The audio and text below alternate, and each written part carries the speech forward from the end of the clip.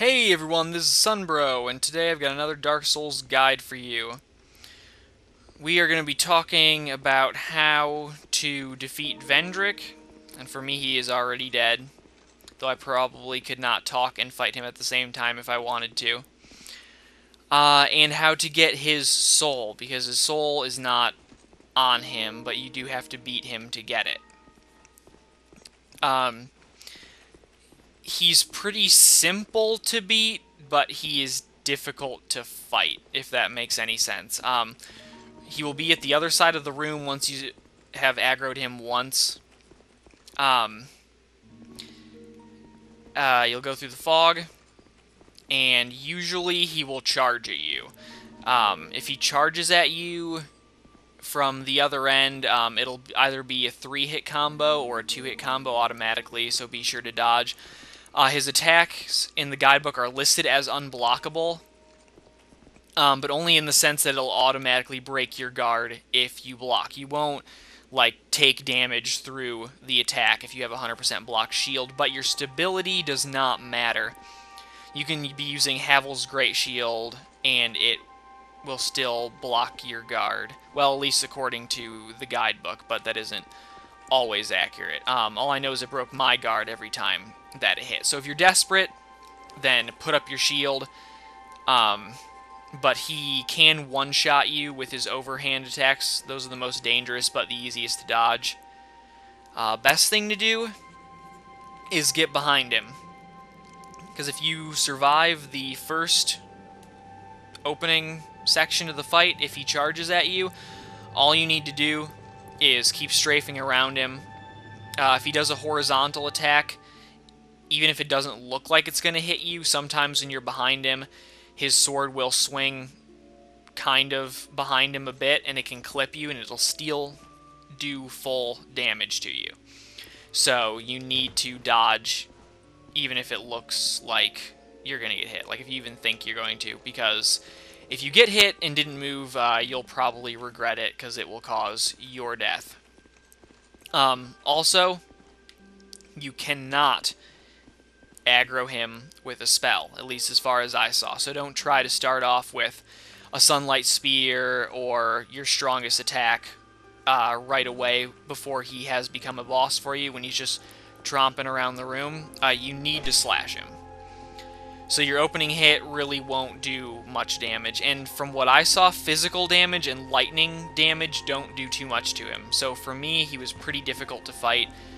My friend said that magic damage was pretty good. I'm guessing hexes would be pretty bad against him. As for fire, I do not know. So I'm sorry I can't be more helpful on that point. But yeah, stay behind him. Try to roll. Only block as a last resort. And that is about it for that. You cannot use summons. I'm not sure if I already mentioned that. But what you can do is a glitch that my friend and I found. Because the key to fighting Vendrick is having items called, where are they? Soul of a Giant. There are 5 of them, technically. But the 5th one is extremely difficult to get, in my opinion, more difficult than fighting Vendrick. So I had 4. For each one you have, his defense is cut in half. If you have 0, his defense will be 32 times normal. If you have 4, it'll be 2 times normal. But my friend and I realized that our souls compounded on each other when we summoned each other.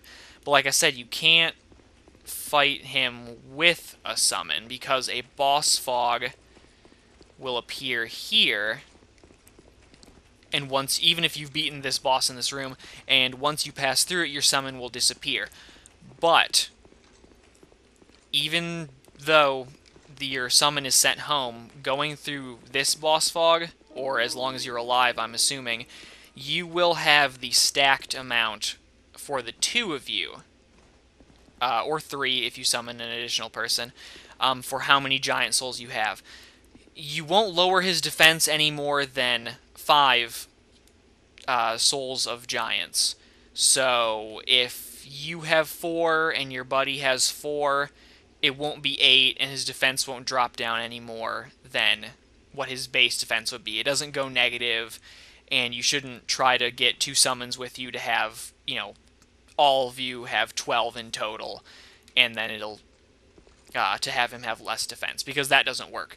You just need to have 5 between the 2 of you, so that's why I'm keeping 1, because then I'll be able to get 4 later in New Game Plus, and use those to fight Vendrick again. So, the easiest way to fight him is to do that glitch. I don't know when they'll patch it. If you're watching this far in the future, they may have already patched it. But I'm guessing not many people know about that glitch, so just making sure I tell you guys now. So again, the glitch is if you summon someone, they have giant souls, and if you have giant souls, then once you pass through the fog, they will get sent home. You will still have the equivalent of 5 giant souls if your friend and if your summon and you both had 5 between the 2 of you. So if you have 3 and your summon had 2, then you will technically have 5. They won't be added to your inventory, but the game will act like you have the full amount. It was kind of hard for us to figure out at first what was going on, but yeah, that is what's happening. So if you want his defense to be the lowest possible, either get all the giant souls or bring a friend, because it is a lot easier. Especially because you want to kill him as fast as you can, because if he one-shots you, then you gotta start it all over. So it's really nice. Especially because my friend, after we did the glitch, his soul geyser took about like 30% of his health out with one shot. So you definitely want to have his defense be the lowest possible. And now, gonna go show you where Vendrick's soul is after you kill him. Because it's kind of in a weird spot, and not many people will find it, at least not easily. Gonna want to go here, and it's gonna be the Crumbled Ruins is the quickest way to get there.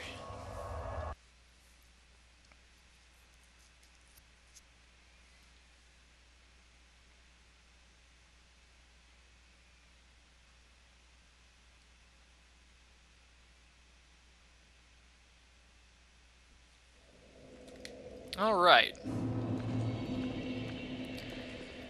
So, watch out for these guys.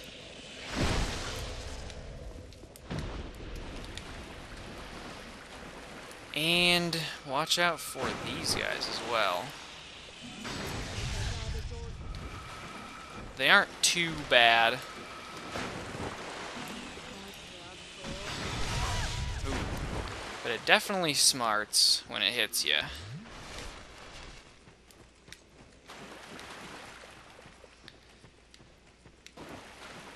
You're gonna want to go this way, trying to avoid those enemies in the water.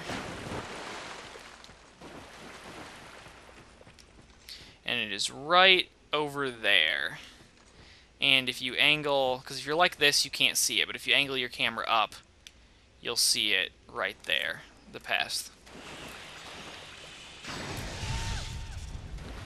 So then you just run across here.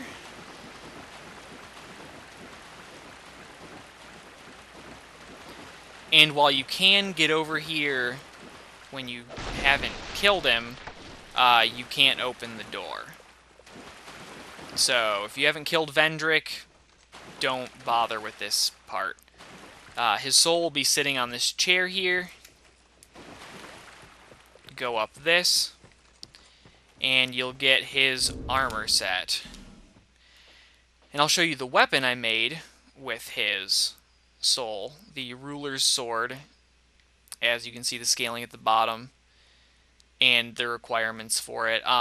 Its special attribute is the more souls that you have, like in your inventory, like I have 17,000 right now, the stronger its attack is. I don't know how much it goes up by how many souls you have.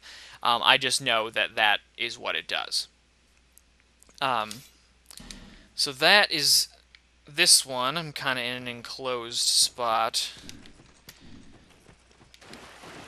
And then I'll show you the armor you get. It isn't great, but it is definitely a cool-looking set, at least in my opinion.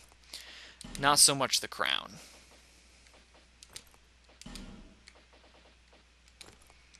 So yeah, that is Vendrick's armor set, well, the king's armor set, and then the ruler's sword. You can also make Vendrick's shield and Vendrick's greatsword using his soul, so just go at your discretion with what you want. His shield is not amazing or anything, so I went with the sword. His greatsword, though, is extremely strong, but it is also very, very heavy.